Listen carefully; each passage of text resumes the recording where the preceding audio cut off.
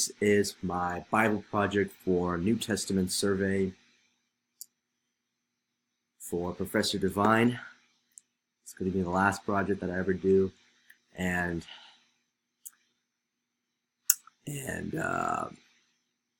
this project of mine, a presentation of mine, will be over the story of the prodigal son. So right here, I have a picture of the school shootings that have happened so far in 2018. And we can see different areas being affected, like California, Texas, Florida, and many different areas in the eastern side of the United States.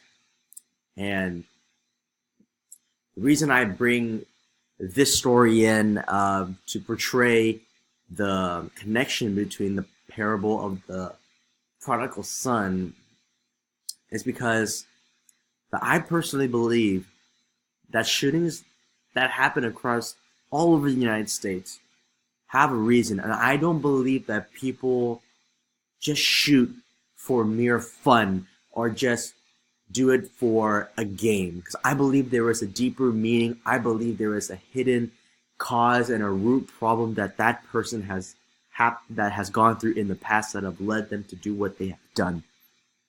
And so as we go on, I have to believe that the cause of these shootings and the suicides that are happening all across the United States have a reason or have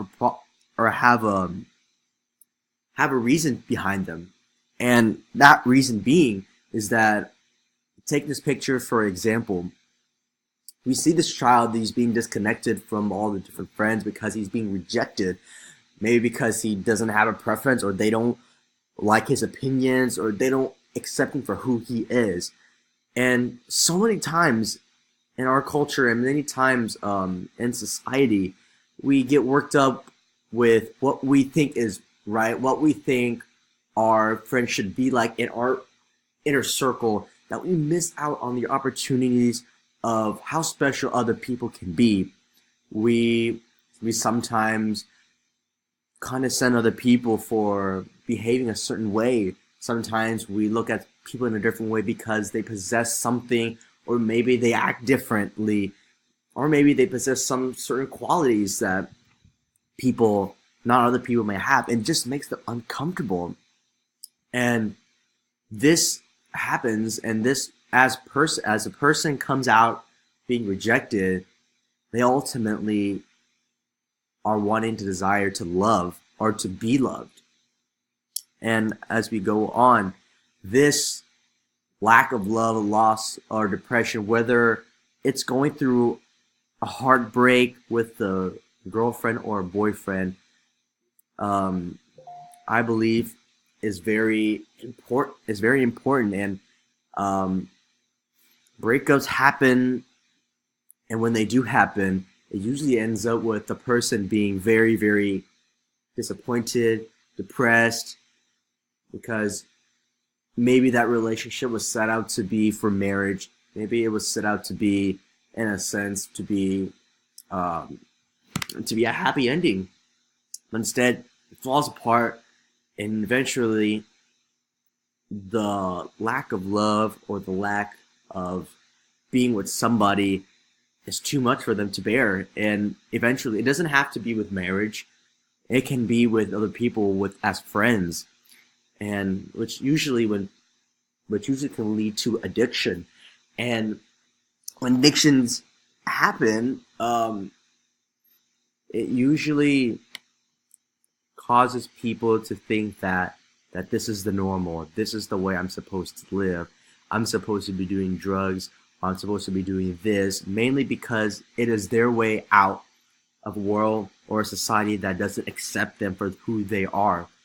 And many people may not know this, but behind the scenes, or behind every single act of sin, or behind every single act that's publicly wrong, there is a reason to it, and there is a reason why that person, maybe he or she, does it.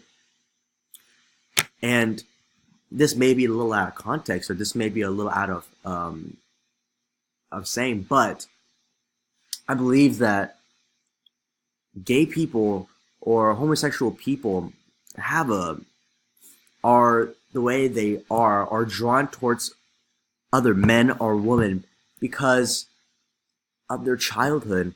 Maybe a child didn't have a father for them, father figure in their life, and doesn't know how to act as a guy or as a boy, and maybe because they were possibly molested or possibly sexually abused in the past that led them to be this way.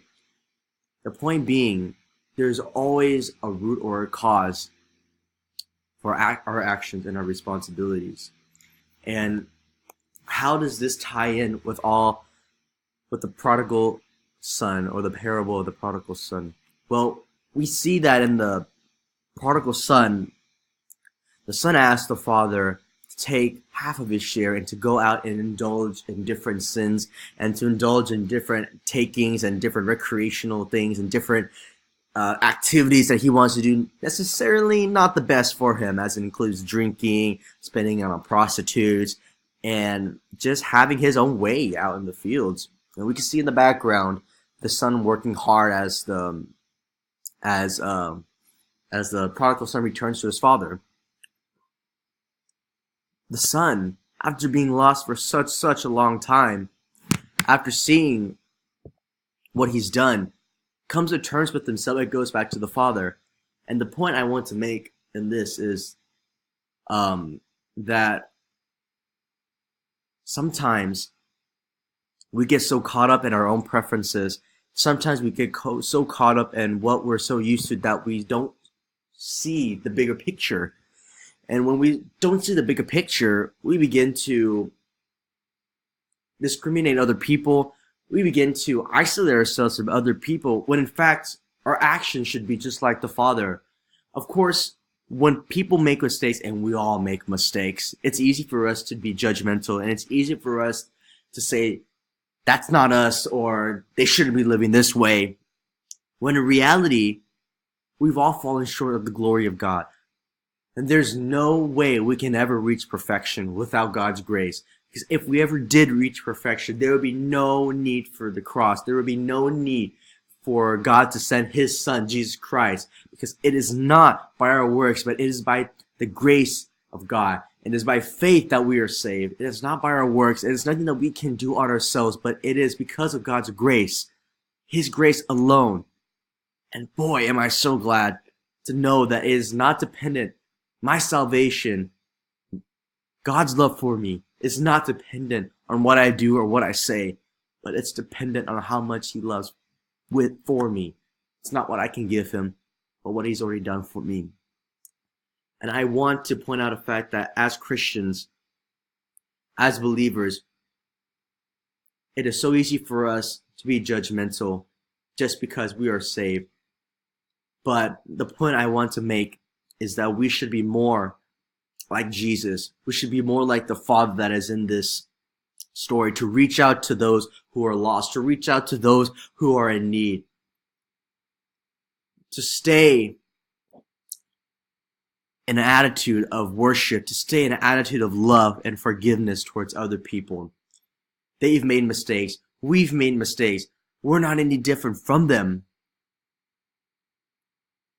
So the point that I want to make, that as Christians today, I encourage Christians and I encourage people to be open, to have open arms, to love on people who may be unlovable, to love on that one person who sits alone at the table, to that one person who sits alone in the back of the classroom, to that one person that feels isolated from the rest of the group, to just say, hey, what's up?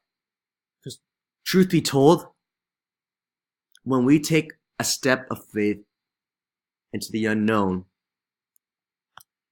our conversations, our actions towards people who other people have rejected causes them or impacts where they're going to be going and spending the rest of their eternity at. Literally, we are the messengers. We are the ambassadors of Christ. We are to share the good news with everybody. We have the power to make the difference. To make the difference of whether or not one person goes to hell or heaven. So I believe that as we open our arms more, as we begin to share, as we begin to dive deeper into God's love for the people, and I believe that these mass shootings that are happening all over across the United States, because the solution to all these mass shootings and all these suicides is not through medication, is not through materialistic items, it's not through having a boyfriend or relationship or anything we see with our physical eyes, but the only solution is love. Love and forgiveness. The love of Jesus Christ cannot separate us, no matter how high, no matter how low we go. It can never separate us. The love of God can never separate us. And it's important for us to know that God loves each and every one of us. And the only solution to this world's problem is love. Not hate, but love. And this is my presentation over the prodigal son.